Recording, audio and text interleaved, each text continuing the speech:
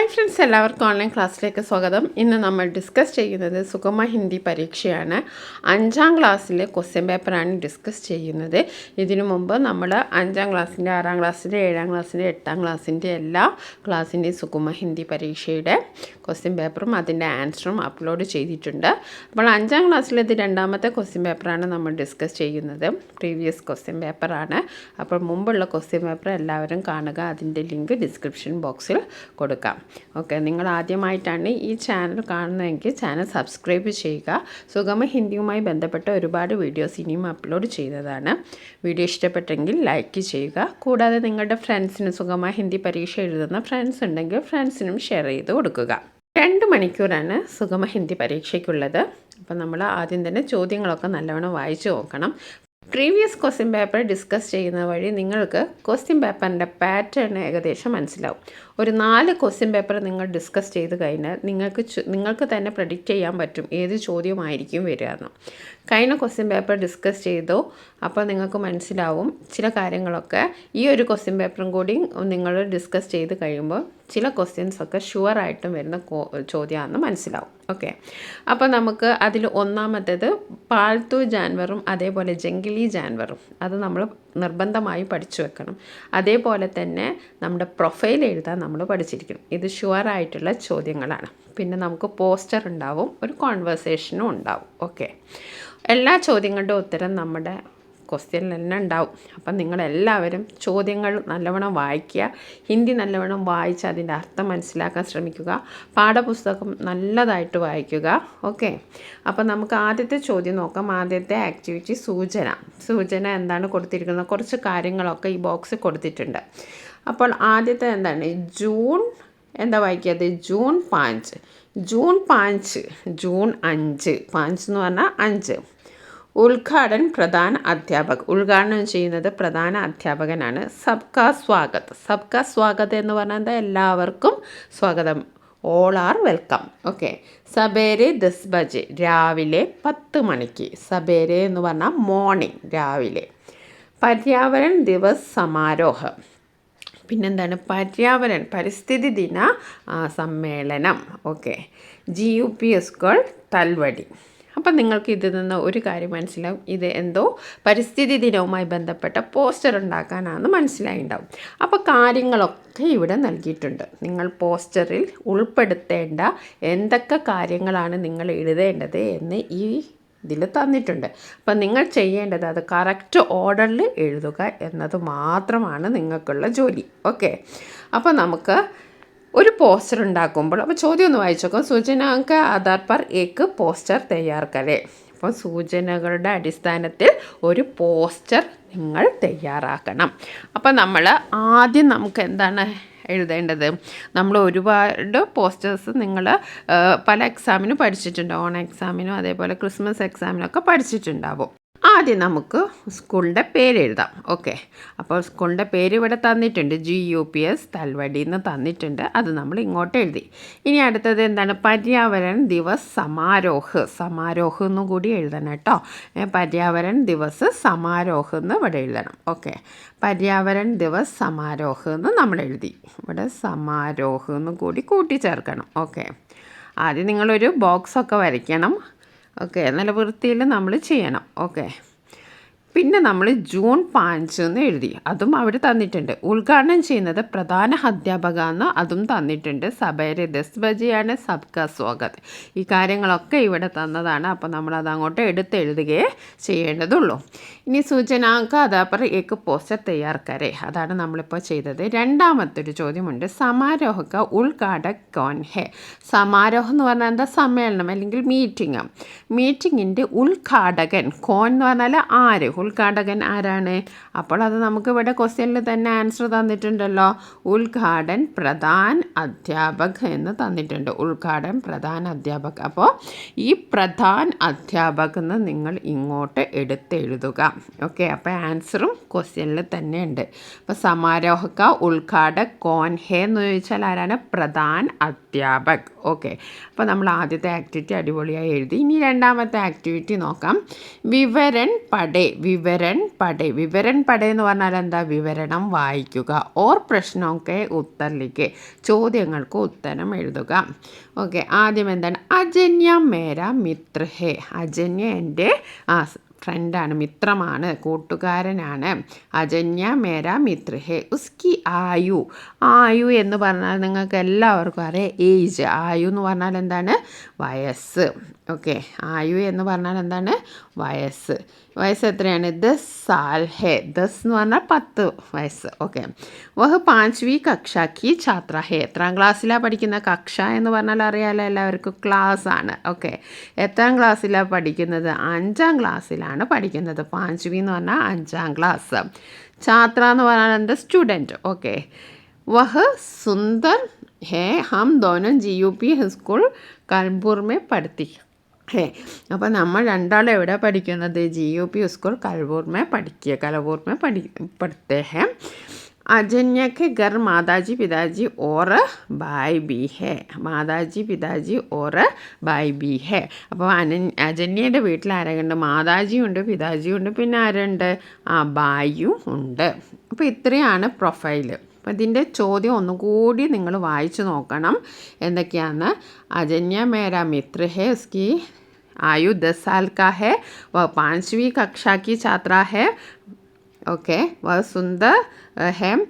हम दोनों GUP कालवोर में पढ़ते हैं. अजन्या के घर में माताजी पिताजी और भाई भी है. ഓക്കെ, ഇനി നമ്മളോട് പറഞ്ഞത് അജന്യക്ക് പ്രൊഫൈൽ തയ്യാറാക്കാൻ. ഇവിടെ നാം എന്ന് പറഞ്ഞാൽ എന്താണ്? പേര്, name.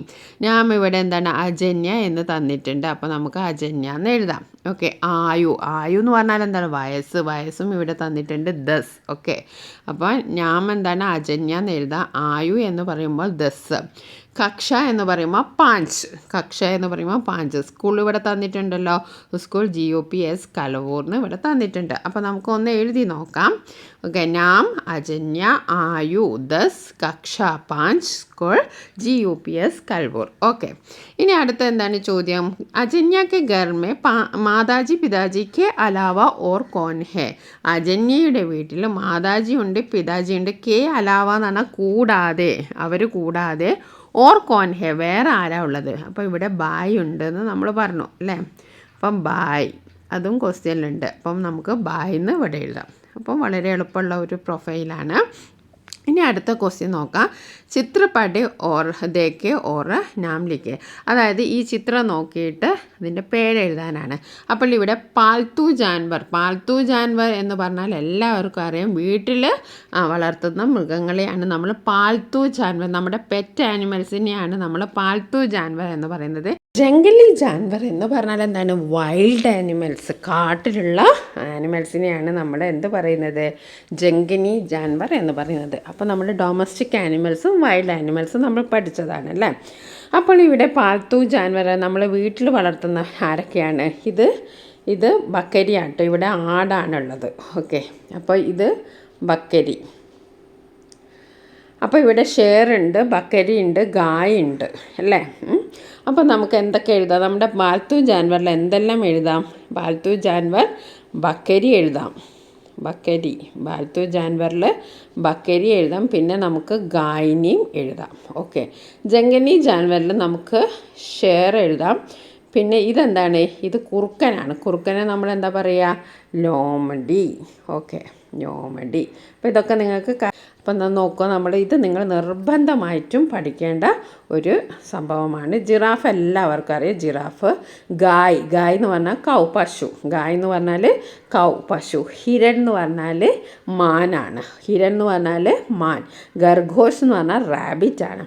കുത്ത, dog, Sher, lion, Bandar എന്ന് പറഞ്ഞാൽ മങ്കി, ബില്ലി, കാറ്റ്, Haathi, elephant, ലോംഡി, Fox, Bakary, got. അപ്പോൾ ഇതെല്ലാവരും എഴുതി പഠിക്കണം. ഇതെന്തായാലും വരുന്ന ചോദ്യമാണ്. പാൽത്തു ജാൻവറേയും ജംഗ്ലി ജാൻവറേയും വേർതിരിച്ച് എഴുതാൻ. അപ്പോൾ നമ്മൾ പഠിച്ച കാര്യങ്ങൾ തന്നെയാണ്. അപ്പോൾ നിങ്ങളിത് എഴുതി പഠിക്കുക. ഇതെന്തായാലും വരുന്ന ചോദ്യമാണ്. പിന്നെ ഇതിൻ്റെ ഒരു രണ്ടാമത്തെ ഒരു ഭാഗമുണ്ട്. അപ്പന മൻപസന്ത് ജാൻവർ കോൺസാ ഹേ.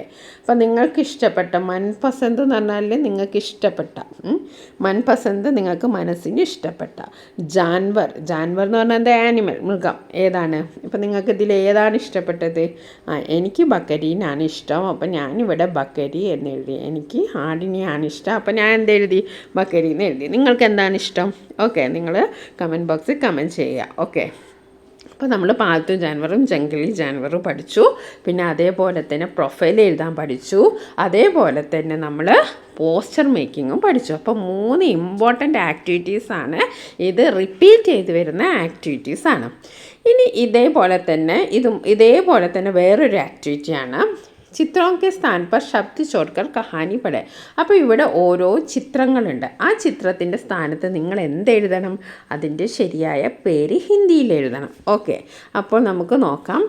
എന്താണ് ഏക് ജംഗൽ ത, ഏക് ജംഗൽ ത, ജംഗൽ എല്ലാവർക്കും അറിയാം, ഫോറസ്റ്റ് അല്ലേ, കാട്. ഏക് ജംഗൽ ത, ഒരു കാടുണ്ടായിരുന്നു.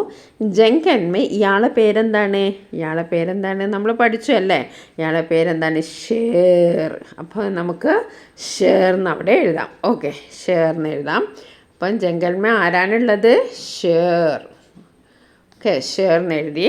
പിന്നെ ഇവിടെ ഒരാളുണ്ട്, ഇത് ഹിരണാണ്. ഹിരൺ എന്ന് പറഞ്ഞാൽ ആരാണ്? മാനാണ്. അപ്പോൾ ഹിരൺ എന്ന് എഴുതാം. പിന്നെ ഇതാരാണ്? ബാലു. ബാലു എന്ന് പറഞ്ഞാൽ എന്താണ്? കരടി. ബാലു, കരടി.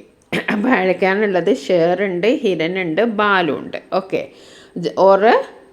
ആദി കൈ ജാൻവർ ഒരു ചിടിയ രഹത്തെ. ഇതൊക്കെ എന്താണ്? ജാൻവറാണ്, ആനിമൽസാണ്. പിന്നെ ആരൊക്കെ ഉള്ളത്? ചിടിയ എന്ന് പറഞ്ഞാൽ എന്താണ്? ബേർഡ്സ്, പക്ഷികൾ. അപ്പോൾ ആരൊക്കെയുണ്ട് ഇവിടെ?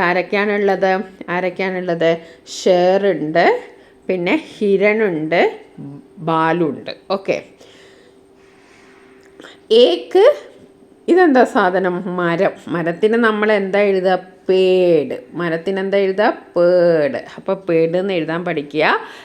ഏക്ക് പേട് കെ നീച്ചെ ഇതാരാണ്? ഹാത്തി, എലിഫൻറ്റ്. ഓക്കെ, ഹാത്തി എന്ന് എഴുതാൻ പഠിക്കുക. ഹാത്തി.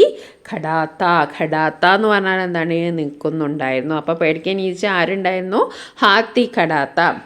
ഏക്ക് ഡാഷ് ഊപ്പർ സെ ഫൽ തോൽക്കൽ. ഇവിടെ മങ്കിയാണ് കേട്ടോ. അപ്പോൾ മങ്കിക്ക് എന്താ നമ്മൾ പറയുക? ബന്ദർ. മങ്കിക്ക് എന്താ പറയുക? ബന്ദർ. അപ്പം ബന്ദർ ഇവിടെ ഇത്. ഏക്ക് ബന്ദർ ഊപ്പർ സെ ഫൽ തോടുക്കർ. ബന്ദർ എന്താ ചെയ്തത്? മുകളിൽ നിന്ന് ഫൽ തോടുക്കർ. ഫൽ എന്ന് പറഞ്ഞാൽ എന്താ? ഫ്രൂട്ട് ഉസ് പർ ഡാലിനെ ലഗ. ആരെ മേലേക്ക് ഇട്ടു? ഹാത്തിയുടെ മേലേക്ക് ഇട്ടു. क्रोध से वह सूंड से डाली का हिलाने लगी. मधुमक्खियाँ छत्ती से बाहर आकर बंदर को घेरने लगी. हाथी को संतोष हुआ. അപ്പോൾ എന്താണ്? ദേഷ്യം പിടിച്ച്. ക്രോധസേ എന്ന് പറഞ്ഞാൽ ദേഷ്യം പിടിച്ച്. ബഹു സൂണ്ട് എന്ന് പറഞ്ഞാൽ തുമ്പിക്കൈയിൽ എന്താണ്? ഡാലി ഹിലാനയിലേക്ക് ആ കൊമ്പ് ഇളക്കാൻ തുടങ്ങി. അപ്പോൾ അവിടെ എന്തായി? അവിടെ കുറേ മധുമക്കിയ, അതായത് തേനീച്ചക്കൂടുണ്ടായിരുന്നു. മധുമക്കിയ എന്ന് പറഞ്ഞാൽ തേനീച്ചക്കൂടൊക്കെ ഇളകി വന്ന് ബന്ദറിനെ ശരിയാക്കി. അപ്പോൾ ഹാത്തിക്ക് സന്തോഷ് ഹുവ. അപ്പോൾ ഹാത്തിക്ക് ഭയങ്കര ഹാപ്പിയായി. ഇതാണ് കഥ.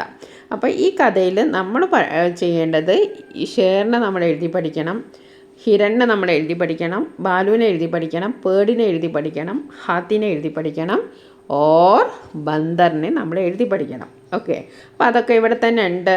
ഇതിൽ ചിലതോ ഉള്ളൂ ഇല്ലാത്തത്. ബാലു ഇല്ല, ബാലുവിനെ നിങ്ങൾ എഴുതി പഠിക്കണം കേട്ടോ.